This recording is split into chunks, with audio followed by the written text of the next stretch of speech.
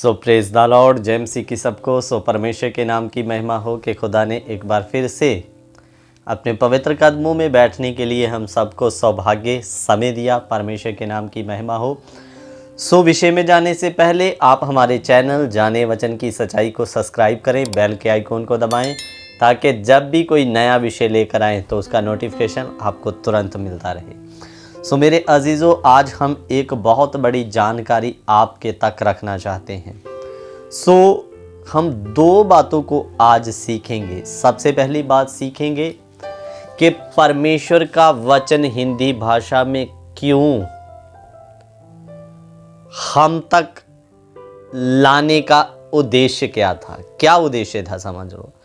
तो हम तक हिंदी भाषा में क्यों लाया गया, और ये वचन जो हमें हमारी भाषा में दिया गया, इसको बंद करके पटनियों में पटाके या रखकर अच्छे कपड़े में लपेट कर रखने के लिए ये वचन हमें नहीं दिया।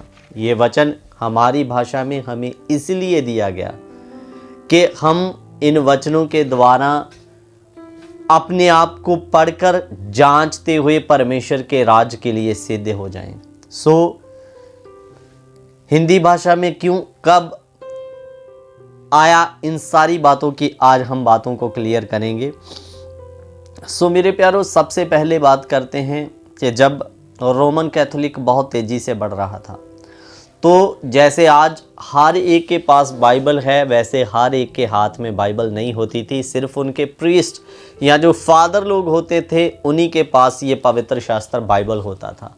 सो मेरे अजीज़ों, उन्हीं के पास बाइबल होने के कारण, मेरे और आपके पास ना होने के कारण, ये बाइबल की शिक्षा के विपरीत शिक्षा देने लगे। इन्होंने किसी राजा के साथ मिलकर, इनके पॉप ने एक प्लानिंग जमा ली कि हमारे पास द हेवन ऑफ टिकट, स्वर्ग जाने के लिए एक टिकट हमारे पास है, इसलिए आओ ले जाओ करके। सो मेरे प्यारों, जबकि बाइबल ऐसा कोई भी टिकट नहीं बताता, एक ही टिकट है, वो है स्वयं प्रभु यीशु मसीह। सो इन्होंने पैसे के चक्कर में एक भ्रम फैला दिया, हमारे पास टिकट है, और लोगों के पास बाइबल ना होने के कारण लोग भी हाँ ऐसा होगा करके उस कार्य में लग गए। सो मेरे प्यारों, आज मेरे हाथ में या आपके हाथ में हमारी भाषा में वचन क्यों है पता, ताकि सामने वाले की हर एक की बात को हम स्वयं, हमारे पास वचन होने से हम जांचें परखें कि सामने वाला सही बोल रहा है या नहीं बोल रहा है। दूसरी बात कि हम अपनी ही भाषा में, अब हिंदी जानने वाले जिसको इंग्लिश नहीं आती कैसे पढ़ेगा वो, और जिसको इंग्लिश आती है, इब्रानी यूनानी नहीं आती, वो यूनानी और इब्रानी भाषा की बाइबल कैसे पढ़ सकता है। इसलिए हम हर एक के हाथ में हमारी ही भाषा में वचन क्यों दे दिया, ताकि हम सब वचन को पढ़कर सुनकर सिद्ध हो सके मेरे प्यारों। सो अब ये बात करेंगे कि ये वचन आया कैसे हमारे पास हिंदी भाषा में। सो मैं आपको बता दूं, ये आपके सामने में मैं एक फ़ोटो रखने के लिए जा रहा हूं। ये है परमेश्वर के दास विलियम कैरी।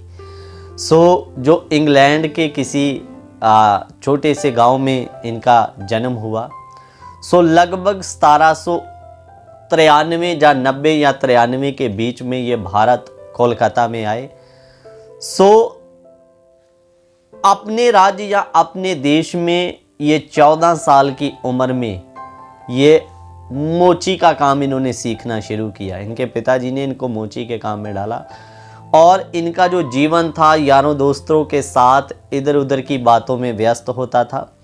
सो मेरे प्यारों, एक दिन इन्होंने क्या किया, अपने किसी अगुवे या गुरु के इन्होंने पैसे चुरा कर कुछ सामान ले लिया और उसकी जगह में खोटा सिक्का उधर में रखा। सो उन्होंने इनको लोगों के सामने में लज्जत किया कि तुमने गलत किया है। उस दिन से इनको पश्चाताप होने लगा कि ये चीज़ें गलत हैं। फिर किसी सेवक के द्वारा जब इन्होंने परमेश्वर के वचन को जाना तो इनका मन परिवर्तन हुआ मेरे प्यारों। मन परिवर्तन होने के बाद काफ़ी समय किसी चर्च में इन्होंने पास्टर के तौर पर सेवा भी किया। फिर उसके बाद में इनको लगा कि हमारा अन्य जातियों में वचन सुनाया जाना जरूरी है।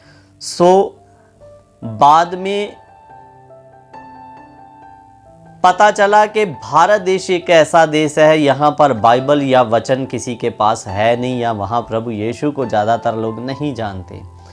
तो ये अपनी पत्नी और बच्चों के साथ हमारे भारत देश में आया। पहले तो इनकी पत्नी ने भारत देश आने से मना कर दिया, क्योंकि अपने देश को छोड़ना मुश्किल होता है। सो मेरे अजीज़ों, जब बाद में ये लोग भारत आए तो 40-41 साल हमारे भारत में रहकर इन्होंने परमेश्वर का सेवा किया और कई ऐसे कार्य किए मेरे प्यारों, जिनमें से एक कार्य है हमारे हाथ में जो बाइबल का हिंदी में अनुवाद है, तमिल में, मराठी में और कई ऐसी भाषाओं में इन्होंने बाइबल का अनुवाद किया जिसको हम अपनी ही भाषा में पढ़ सके। 40 साल हमारे भारत देश में रहना, हमारी भाषा को सीखना, हमारी लिपि को सीखना आसान बात नहीं है। कितनी मेहनत करके ये परमेश्वर का पवित्र शास्त्र मेरे और आपके पास पहुंचा, जिसे आज हम सप्ताह में एक बार उठाकर चर्च में लेके जाते हैं मेरे प्यारों।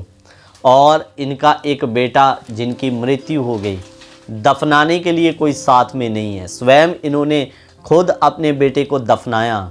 और मेरे प्यारों, जो इनकी टाइपिंग मशीन थी, प्रिंटिंग मशीन, वो जल गई।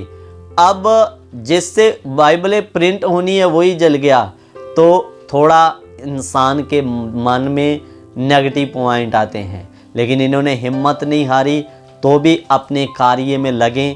और मेरे प्यारों, आज उनकी बड़ी मेहनत की बदौलत ये परमेश्वर का पवित्र शास्त्र मेरे और आपके हाथ में है। तो उन्होंने अपने देश में रहकर काफ़ी समामोची का काम किया मेरे प्यारों, और ये आज विलियम कैरी की बदौलत हमारे हाथ में परमेश्वर का पवित्र शास्त्र है। इसलिए इस पवित्र शास्त्र को स्वयं भी पढ़ें, सुने भी। और मेरे अजीज़ों, यही पवित्र शास्त्र आपको परमेश्वर तक लेके जा सकता है। एक वचन देख लेंगे, फिर मैं समाप्त करूंगा। पहला तीमुथियुस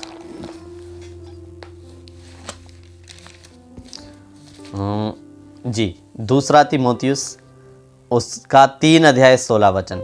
संपूर्ण पवित्र शास्त्र परमेश्वर की प्रेरणा से रचा गया और उपदेश और समझाने और सुधारने और धर्म की शिक्षा के लिए लाभदायक है, ताकि परमेश्वर का जन सिद्ध बने और हर एक भले काम के लिए तत्पर हो जाए। सो मेरे प्यारों, इधर में लिखा ये वचन परमेश्वर की प्रेरणा से है। विलियम कैरी जैसे सेवक माध्यम बने, ये है वचन परमेश्वर की आत्मा के द्वारा लिखा गया। और मेरे प्यारों, इधर में क्या लिखा? संपूर्ण पवित्र शास्त्र परमेश्वर की प्रेरणा, उपदेश, समझाने, सुधारने, धर्म की शिक्षा के लिए लाभदायक, ताकि हर एक व्यक्ति इस वचन के द्वारा सिद्ध बन सके और हर एक भले काम के लिए तत्पर हो जाए मेरे प्यारों।